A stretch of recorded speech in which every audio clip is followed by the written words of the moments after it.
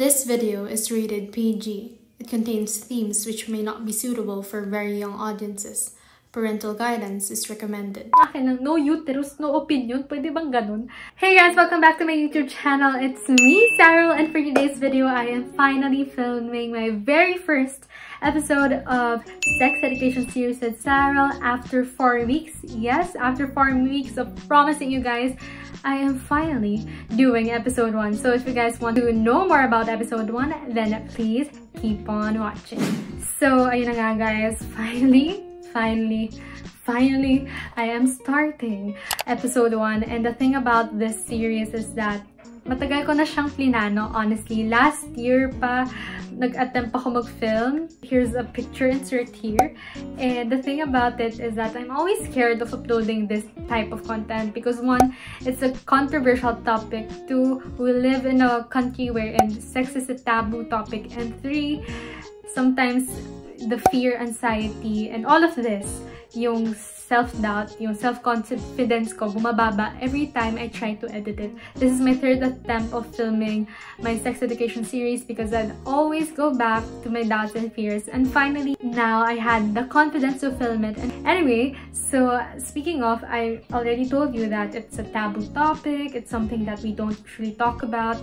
But recently, with all the news aside from the pandemic that we're facing, we all know that teenage pregnancy in the Philippines is continuously increasing. And as of 2021, ito nga yung sinasabi nilang maraming tayong pandemic babies. And the thing about that is that they're not just babies from mothers, they are actually from teenage mothers. And this is why I chose this type of content because, I don't know, there's no content out there that focuses really on sex education. It's purely on TMI or like what's the thesis or like firsts, mga ganon, but never really addressing the topic of sex education. For the first episode, actually, I just want to explain why am I so passionate about sex education. Like, where did it come from? And why, out of all the content in the world, why do I want to focus on sex education? So that would be for the first episode. Of course, for the rest of the episodes, I will deal with yung mga main concepts like our virginity, sex, how to make babies, contraceptives, the thing about consent, yes, and more topics. There are a lot of topics actually na pwede nating pag-usapan. And if you do have topics that you want to talk about, please do comment down below. I would really appreciate it if you would also comment down below your thoughts and opinions on my sex education series because that would mean a lot and that would boost my confidence to talk about it more. So, without further ado, let's start with episode 1. Why sex education? So, okay. So, for the first episode, I just want to have like a quick storytelling. How did it all start? When did I learn? When it comes to sex education, kailan ako natuto? Paano ako natuto? And ngayon, ano naman yung gusto kong ibahagi sa mga kababaihan na katulad. Okay, let's start from the beginning. When did I learn sex education?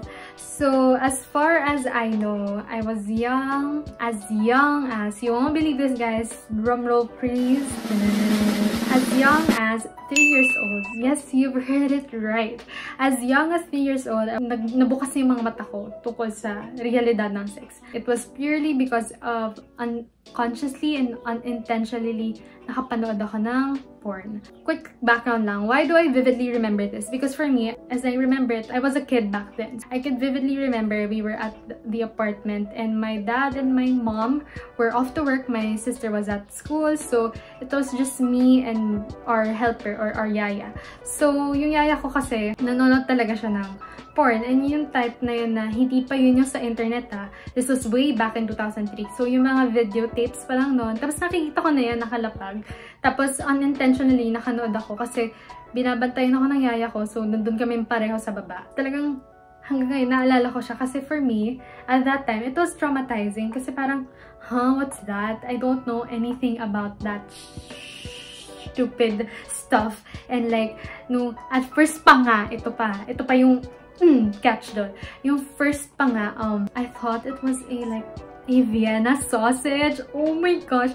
Like, girl, yun talaga yung pagkaka-describe ko dun sa thing na yun, sa penis. Yun. And then I told my parents about it. Nung sinumbong ko kasi yun, parang talagang sabi ko, ano ba yun? Na-traumatized talaga ako. I don't think that should be appropriate for my age, lalo na 3 years old pa lang ako.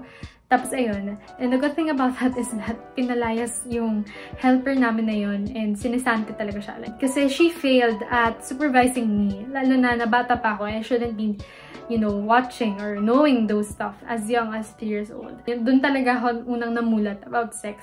Pero at that time, I didn't know it was sex. But I consider that as an eye-opener for me because I know dapat as young as 3 years old, we are already teaching our children about stuff like that. Doesn't necessarily mean about sex, but body parts, diba? Dapat part yan ng education sa mga bata. After that, fast forward to siguro mga grade school, as young as 11 years old, sex education was already introduced to us. So mga grade 5 yun. Pero the thing about sex education at that time is that it was always about egg cell, sperm cell, vagina, but it wasn't really about, you know, making humans. So, very, very limited lang talaga yung information about sex education kasi nga, very conservative, hindi talaga siya pinag-uusapan. So, parang ako, hala, paano ba nagkakaroon ng babies? You know, before, I thought that for 2 people to make babies, they would just actually kiss. And parang ako, magkikiss lang kayo, may baby na kayo, diba? Sobrang... So anyway, so of course, ngayon na alam ko na that's not totally the process of it. Honestly, I really didn't get from my grade school or high school even when it comes to sex education. It will always be about abstinence, yung gawin yan, that's bad. So again, as young as 11, I was already teaching my friends about sex education. Yes, this wow, 11 years later, nasa YouTube na ako, charot. Yes, as young as 11, I was already teaching, and nung time na yun, hindi siya talaga teaching Parang sikat kasi nun yung green-minded jokes or like yung pa-funny-funny lang, ganun. So it wasn't really purely education. And we were just laughing about it. But now that I'm realizing it, education pala siya. Even if it's just a funny thing, I'm so happy that I was able to open it up with my friends, with my classmates, because they were really interested. Fast forward to high school. So, ayun na, high school na. So, mas marami ng sources of information, diba? Nung high school naman, parang, as far as I know, hindi ako masyadong nag-educate ng self ko. Parang, more on sa friends ko lang, yung mga green-minded jokes pa rin. I didn't receive any formal education when it comes to sex education. It would always be about being conservative or abstinence. Yun yung pinaka-tumatak sa akin ng high school. And it didn't really get into me.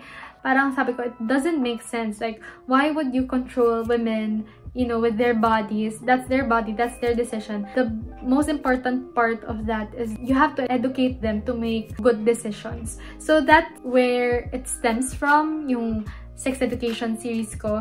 It's because I want women to have the power to make decisions for themselves, because I think that's one of the best things about education. Kasi once na educated ka or informed ka sa ginagawa mo, alam mo kung ano yung kakaharapin mong consequences, ano yung magiging kahihinatnan kapag ginawa mo yung isang bagay, diba? So, come college, ito na. Actually, senior high school to college. Kasi medyo ngayong college, medyo mature na ako. Or like, I can talk to it more maturely. It's not just thesis, or it's not just keme-keme root lang, ganon, chismis lang. It's actually something that I'm really passionate about. Senior high school to college, ayan na. Nandiyan na, nag-spark na yung hormones. So, marami ka na narinig ng stories from your friends, yung mga experiences sa mga friends mo, ganyan. Tapos parang na-realize ko, bakit ganon? Bakit wala akong makuhanan ng information about this? Bakit parang I was always, you know, keep on doubting myself. Like, kaya ko ba itong gawin? Paano pag ginawa ko to? Bakit walang nag-guide sa akin? And that's the worst part. Kasi wala ka rin ma-search sa internet. Nung college lang talaga ako nagkaroon ng formal education. It was Socsci 3. I study in UPLB. Yung course title niya is Gender and Sexuality. And ang sad nga kasi mid-year ko siya tinake, so 2 sems lang. So parang kinompress lang talaga lahat ng information into 4 weeks. Tapos, ayun, nabitin ako. Pero I'm so grateful that I was able to encounter that subject even if for a short period of time. Because kahit na alam ko nung time na yun, educated na ako. I'm not well educated, but mas dumami pa yung kaalaman ko. Akala ko alam ko na lahat. Akala ko I'm really safe and protected. Pero ang dami ko pa palang hindi pa alam tungkol sa sex education. And that's why it's very important for us to talk about it. That's why it's very important for us to realize that we need the access to sex education, because it made me realize a lot of things na dapat pala ganito, dapat hindi ko gawin yan kasi nga hindi pa ako handa.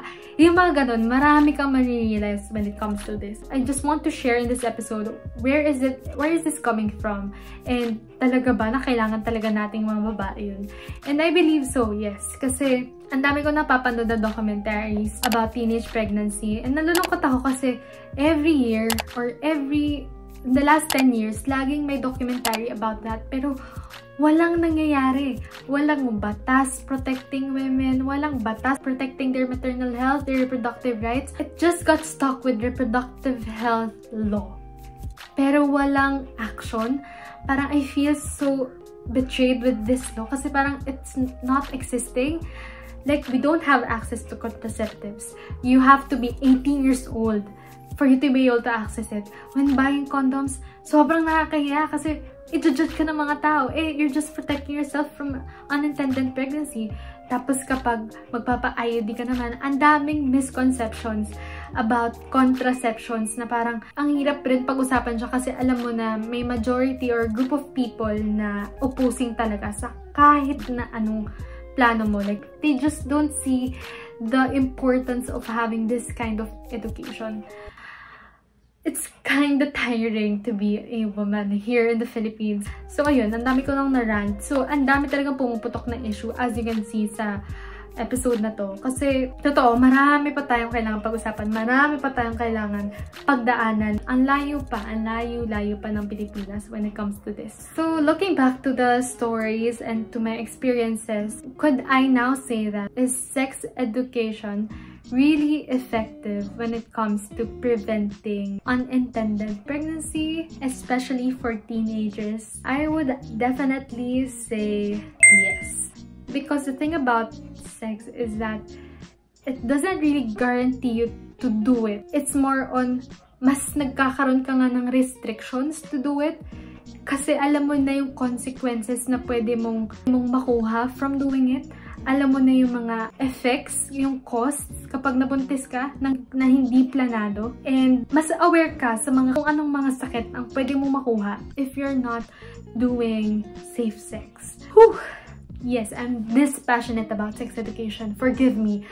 But it's just concerning, honestly, especially with the increasing cases of teenage pregnancy. So yeah, I really want to address this issue, and I just want to create a platform that addresses this issue.